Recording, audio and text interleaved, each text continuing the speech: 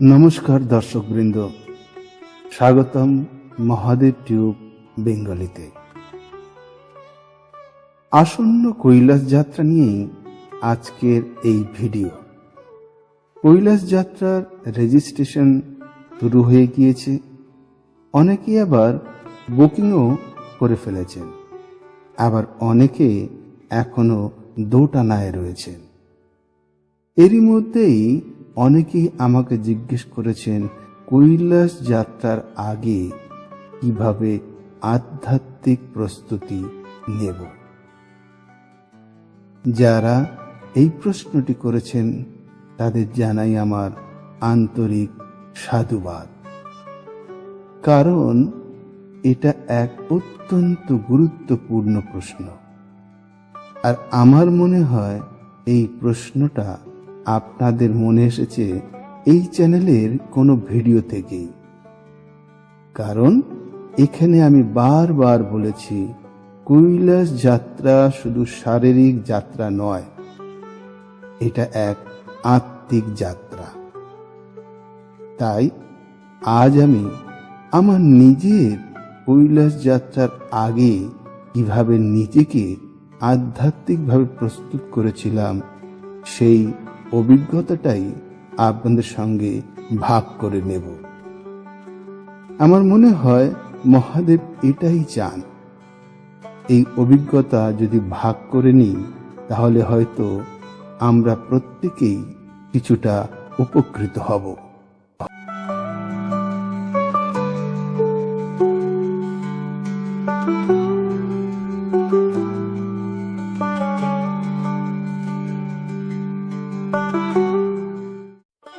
মহাদেবের ডাক ও অদম্য বিশ্বাস। কৈলাস যাত্রা শুধু শরীরের নয়, এ এক আত্মার যাত্রা। আপনাদের মতো আমিও কৈলাস যাত্রার আগে অনেক রেফারেন্স খুঁজেছি, অনেক বই ঘেঁটেছি, কারণ সবাই কৈলাস যাত্রা করতে পারে না। মহাদেবের ডাক না এলে কৈলাস যাত্রা হয় না। আর শুধু মহাদেবের ডাক এলেই হয় না, যতক্ষণ না আপনি নিজেই কৈলাসকে ধারণ করছেন, মহাদেবকে ধারণ করছেন। কিন্তু বিশ্বাস করুন, কোনো রেফারেন্সই আমাকে ঠিকভাবে গুছিয়ে দিতে পারেনি। আমি সমৃদ্ধ হতে পারিনি। আমি কাউকে সমালোচনা না করে, কারোর সঙ্গে তুলনা না করেও বলি যে আজকাল যত রেফারেন্স আমরা দেখি তার মধ্যে কেন একটা বৈষয়িক ব্যাপার রয়েছে, সেখানে আত্মার সম্পর্ক নেই, আধ্যাত্মিকতা খুব কম। কিন্তু আমি কথা দিচ্ছি, আজকের এই ভিডিও আপনাদেরকে বঞ্চিত করবে না, বরং সমৃদ্ধ করবে। আর এটাই মহাদেবের কৃপা।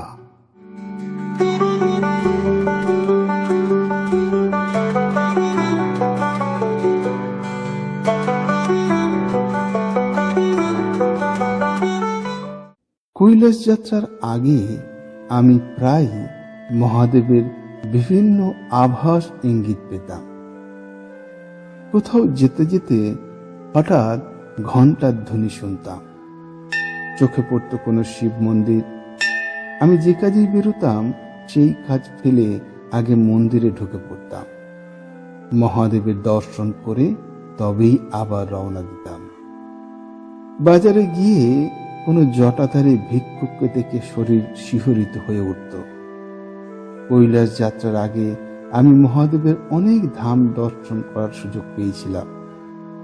সারাদিনের চিন্তা, মনন, ধ্যান সব জায়গাতেই কৈলাস আর মানস সরোবর এক রহস্যময় অনুভূতি হয়ে ঘুরে বেড়াত।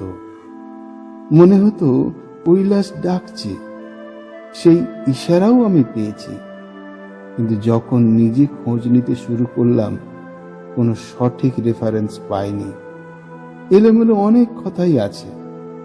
তখন বুঝলাম এই পথটা আমাকে নিজেকেই খুঁজে নিতে হবে।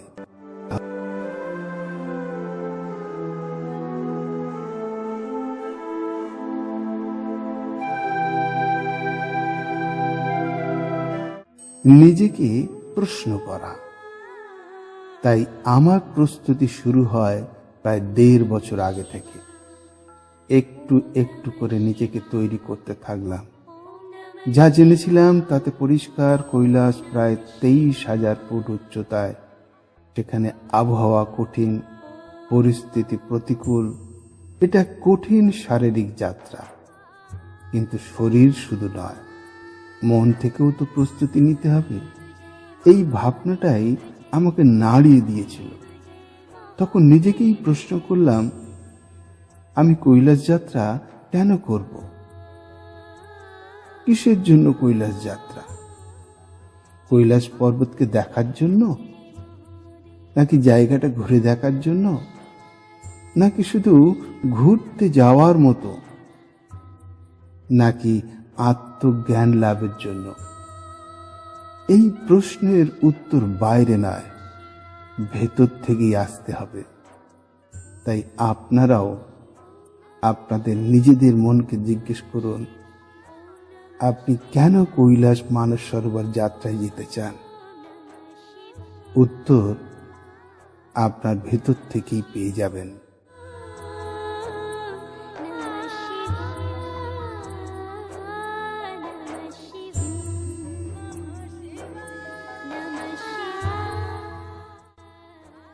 আমার মানসিক প্রস্তুতি ও সংকল্প। আমার মানসিক প্রস্তুতির প্রথম ধাপ ছিল সংকল্প। আমি একটা ডায়েরিতে লিখেছিলাম, আমি কৈলাস যাব শিবের কৃপায়। মহাদেব আমাকে নিয়ে যাবেন, আমার মনকে শুদ্ধ করবেন, যাত্রার সব কষ্ট সহ্য করব, কোনো অভিমান করব না, কারো প্রতি রাগ বা দ্বেষ রাখব না, আর ফিরে এসে এই অভিজ্ঞতা সবার সঙ্গে ভাগ করে নেব। এই সংকল্প আমি প্রতিদিন পড়তাম। কিছুদিন, কিছু সময় চোখ বন্ধ করে কল্পনা করতাম। কৈলাসের পথ, সেই ঠান্ডা বাতাস, বরফে ঢাকা শ্বেত শুভ্র কৈলাস, নীল জলের মানস সরোবর, শিবলিঙ্গ দর্শন করতাম। মনে প্রশ্ন জাগত, আমি কি শিবকে খুঁজছি নাকি নিজেকে খুঁজছি? এইভাবে আমার সংকল্পকে লালন করতাম। এতে মন শক্ত হতো, মন শান্ত হতো, আর যাত্রার উদ্দেশ্য স্পষ্ট হয়ে উঠত। আপনিও এইভাবে সংকল্প করুন। একটা সংকল্প হলেই দেখবেন যে আপনার যাত্রা কত মসৃণ হয়ে যাচ্ছে। নিজেকে এইভাবে তৈরি করার চেষ্টা আপনি করতে পারেন।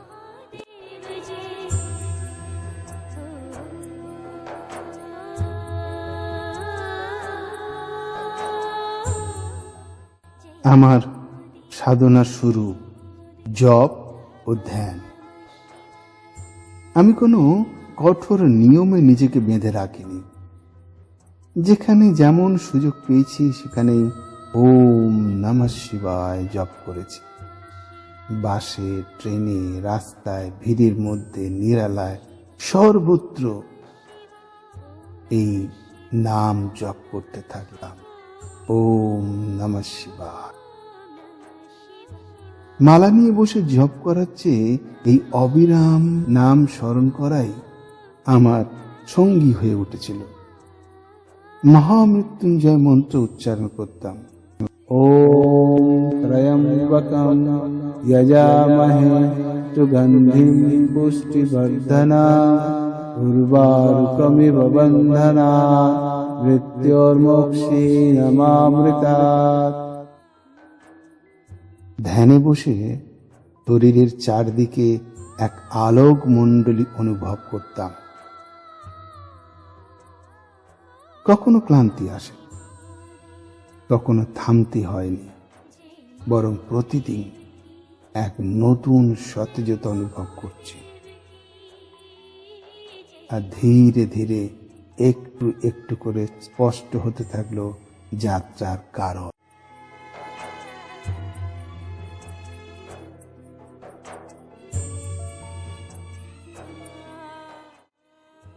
সাত্ত্বিক জীবনযাপন, শরীর ও মন শুদ্ধি। আমি মন্দিরে মন্দিরে ঘুরে ঘুরে যেখানে যেতাম সেবার মনোভাব নিয়ে কাজ করতাম। মন্দির পরিষ্কার করা, বাসন মাজা, ভোগ রান্না করা, মহারাজদের জন্য খাবার তৈরি করা, যে কাজই করেছি মনে হয়েছে আমি সেবা করছি। ধীরে ধীরে আমার খাদ্যাভ্যাস পাল্টে গেল। শাকাহারী, নিরামিষ আহারী। মন চাইতো না অনেক কিছুই। অনেক দিন এমনকি কাঁচা লঙ্কা আদাও কম খেতাম। স্নানের সময় কখনো গঙ্গা মাকে স্মরণ করে গঙ্গা স্নান করছি ভাবতাম, কখনো ভাবতাম মানস সরোবরে স্নান করছি। নিজের প্রত্যাশাগুলোকে কমাতে শুরু করেছিলাম। ব্রহ্মচর্য পালন করেছি, বিভিন্ন শাস্ত্র পড়েছি, রামচরিতমানস, বাল্মীকি রামায়ণ, শ্রীমদ্ ভগবদ গীতা 4 বার করে পড়েছি। কথামৃত 4 বার পড়ে শেষ করেছি। এতে মন শান্ত হয়েছে, উত্তেজনা কমেছে, একাগ্রতা বেড়েছে, যাত্রা করার ক্ষমতা বৃদ্ধি হয়েছে। অভিমান না করে ক্ষমা করার শক্তি পেয়েছি। নিজের ভুল স্বীকার করার আর কুণ্ঠাবোধ হয়নি। যদিও নিজের ভুল স্বীকার করা এত সহজ নয়। এখানে অহংকার কাজ করে, আর এই অহংকার এত প্রবল হয়ে ওঠে যে নিজের ভুলকে ভুল বলেই মনে হয় না। কিন্তু নিজেকে প্রস্তুত করতে হবে, নিজের ভুলকে স্বীকার করতেই হবে।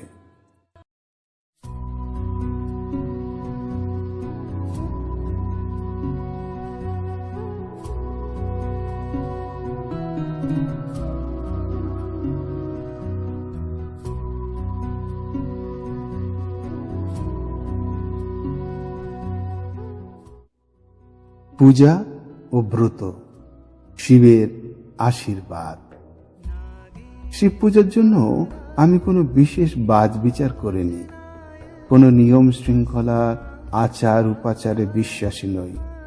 শিবের আরাধনা তো আমি সব সময় করি, তবে সোমবার করে নিশ্চয়ই মহাদেবের কাছে বিশেষ প্রার্থনা করতাম।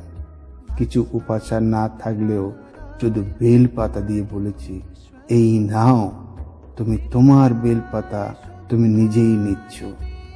মানস সরোবরের ছবিতে ফুল দিয়ে বলতাম, মাগো তোমার দর্শন যেন পাই, এবং তাও পেয়েছিও বটে। সে কথা আপনাদের পরে শোনাবো।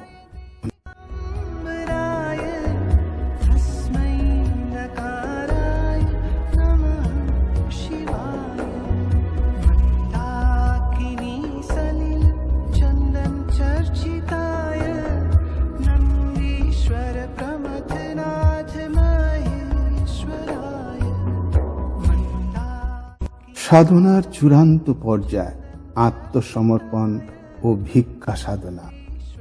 যাত্রার প্রায় 40 দিন আগে থেকে আমার সাধনা যেন এক অন্য স্তরে পৌঁছে যায়। আর যাত্রার 11 দিন আগে আমি ভিক্ষা করতে শুরু করি। ভিক্ষা করে যা পেতাম তাই খেতাম। এটা এক অসাধারণ অভিজ্ঞতা। কিন্তু ভিক্ষা করা এত সহজ নয়। এখানেও অহংকার কাজ করে। মনে হয় আমি ভিক্ষা করব, আমি অমুক, আমি তমুক, আমার কিসের অভাব। এই অহংকারই বাধা হয়ে দাঁড়ায়। তার সঙ্গে মান সম্মানের ভয়, লজ্জার ভয়, এই সব মিলেই মানুষ ভিক্ষা করতে পারে না। কিন্তু সবচেয়ে বড় যেটা কারণ, প্রতিকূলতা যেটা হলো অহংকার। কিন্তু ভিক্ষা করার মূল উদ্দেশ্য হলো নিজের ভিতরের অহংকারকে ভেঙে দেওয়া, আত্মসমর্পণ করা। আমি তখন স্থির করেছিলাম আমি কোনো পরিচিত মানুষের বাড়িতে ভিক্ষা করব না, কারণ আমি চেয়েছিলাম নিজের মুখে সেই কথাটা বলতে, আমাকে ভিক্ষা দিন, ভবতি ভিক্ষাং দেহি। এই কথাটা বলার মধ্যে যে ভাঙন, যে আত্মসমর্পণ, সেই সাধনাটাকে আমি অনুভব করতে চেয়েছিলাম।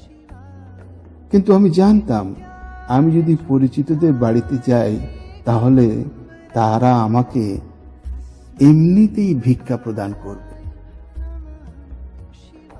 আমাকে ভিক্ষা দিন, ভবতি ভিক্ষাং দেহি কথাটা বলাই হবে না। আমি না বললেও তারা আমাকে ভিক্ষা দিয়ে দেবে। তাই আমি সেই পথটা নিইনি। দূরের এলাকায় গিয়ে ভিক্ষা করতাম, অপরিচিত মানুষের কাছে গিয়ে বলতাম, ভবতি ভিক্ষাং দেহি, আমাকে কিছু ভিক্ষা দাও। যা পেতাম তাই দিয়েই দিন কাটত। অনেক দিন গেছে খুব সামান্য পেয়েছি, অনেক দিন গেছে মুখের সামনে কেউ দরজা বন্ধ করে দিয়েছে, কখনো আবার কেউ পচা কলা দিয়েছে আমার ভিক্ষার ঝোলায়। কিন্তু সব কিছুকেই মহাদেবের প্রসাদ ভেবে আমি গ্রহণ করেছি। এইভাবেই দিন কাটছিল আমার। কিন্তু একদিন স্বপ্নে মা কালী এসে যেন আমাকে বোঝালেন আমি ভুল করছি। আমি বুঝতে পারলাম আমি যেটা করছি তাতে অন্যদেরকে বঞ্চিত করছি। যারা আমাকে চেনে, তারা সংসার, সন্তান, সন্ততি নিয়ে ঘর করে, তারা যদি ভিক্ষা দিয়ে পুণ্য অর্জন করতে চায়, আমি তাদের সেই সুযোগ থেকে বঞ্চিত কেন করছি? কেন তাদেরকে দূরে সরিয়ে দিচ্ছি? আমি আমার ভুল স্বীকার করে নিলাম। বুঝলাম এখানেও আমার ভিতরে একটা সূক্ষ্ম অহংকার কাজ করছিল। আর ঠিক পরের দিন থেকেই আমি নিয়ম করে দূরের মানুষের কাছেও যেমন ভিক্ষা চেয়েছি, তেমন কিছু পরিচিত মানুষের কাছ থেকেও ভিক্ষা নিয়েছি। এইভাবেই চলতে থাকলো আমার ভিক্ষা সাধনা, আত্মসমর্পণ। রাতে খড় পেতে মাটিতে শুতাম। কোনো বিলাসিতা ছিল না। মাটির মালসায় রান্না করতাম আর কলা পাতায় খেতাম। জীবনটা একেবারে সরল হয়ে গিয়েছিল। আর এক অদ্ভুত অভিজ্ঞতা হয়েছিল। এই ভিক্ষানু খাবার জন্য অনেকেরই ইচ্ছা হতো। অনেকেই এসে আমাকে আবদার করত যে ওই ভিক্ষানু থেকে যদি একটু প্রসাদ তারা পায়। অনেকেই সেই ভিক্ষান্ন গ্রহণ করতে চাইত, কারণ তারা এটাকে শুধু খাবার হিসেবে দেখেনি, এটা এক সাধনার অংশ, এক প্রসাদ। এমনকি মিশনের মহারাজরাও একদিন অনুরোধ করেছিলেন তাদেরকে এই ভিক্ষান্ন খাওয়াবার জন্য। এটাও আমার কাছে বড় প্রাপ্তি আর মহাদেবের এক আশীর্বাদ। আজ যখন এই কথাগুলো আপনাদেরকে বলছি, আমার চোখ দিয়ে অশ্রু গড়িয়ে পড়ছে, গায়ের লোম খাড়া হয়ে উঠছে, আমি শিহরিত হচ্ছি। আমার চোখের সামনে যেন সেই সব দৃশ্য একদম ভেসে উঠছে।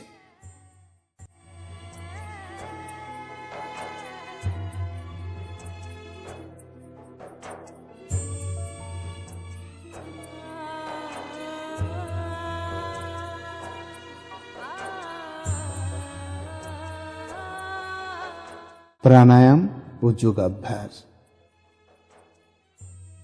এসবের পাশাপাশি আমি প্রাণায়াম ও যোগাভ্যাস করতাম। কৈলাসের উচ্চতায় অক্সিজেন কম, তাই ফুসফুসকে শক্তিশালী করা জরুরি। আমি কপালভাতি ভস্ত্রিকা করতাম নিয়ম করে। তবে এগুলো সবার জন্য নয়, বিশেষ করে যাদের হাই বিপি আছে তারা এড়িয়ে চলবেন। নিরাপদভাবে আপনারা নাড়ি শোধনম, অনুলোম বিলোম, ভ্রমরী উজ্জয়ী করতে পারেন। প্রতিদিন হাঁটার অভ্যাস করুন। আমিও করতাম। 5 কিলোমিটার যাওয়া, 5 কিলোমিটার আসা। লিফট ছেড়ে সিঁড়ি ব্যবহার করতাম। তবে হাঁটুর সমস্যা থাকলে এড়িয়ে চলবেন। শরীরকে প্রস্তুত রাখা খুবই জরুরি।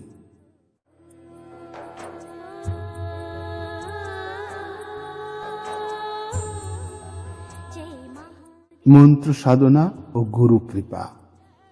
মন্ত্র সাধনাও আমার জীবনের এক অংশ হয়ে উঠেছিল। শিব চালিসা পাঠ করতাম, শিব পঞ্চাক্ষর মন্ত্র, নাগেন্দ্র হারায় ত্রিলোচনায় নমামি শমীশান নির্গুণ রূপম, নমামি শমীশান নির্গুণ রূপম। তারপরে নির্বাম ষটকম, মন বুদ্ধি অহংকার চিত্তানিনাহম। এই মন্ত্রগুলো আমার সঙ্গে ছিল। যাদের দীক্ষা আছে তারা অবশ্যই গুরু মন্ত্র জপ করবেন। এতে মন শান্ত হয়, চিত্ত পরিষ্কার হয়, একাগ্রতা বাড়ে। এইভাবে কিছুদিন চলার পর আমি নিজের মধ্যেই পরিবর্তন অনুভব করলাম।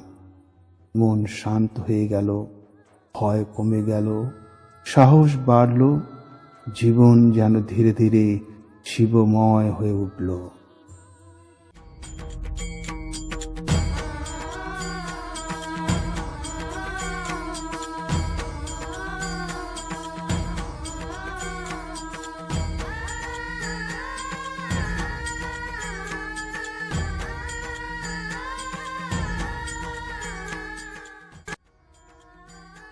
তো দর্শক বন্ধুরা, এই ছিল আমার কৈলাস যাত্রার আগে আধ্যাত্মিক প্রস্তুতির অভিজ্ঞতা। আমি জানি না আমি কতটা প্রস্তুত হয়েছিলাম, কিন্তু এটুকু বলতে পারি আমি নিজেকে ছেড়ে দিতে পেরেছিলাম।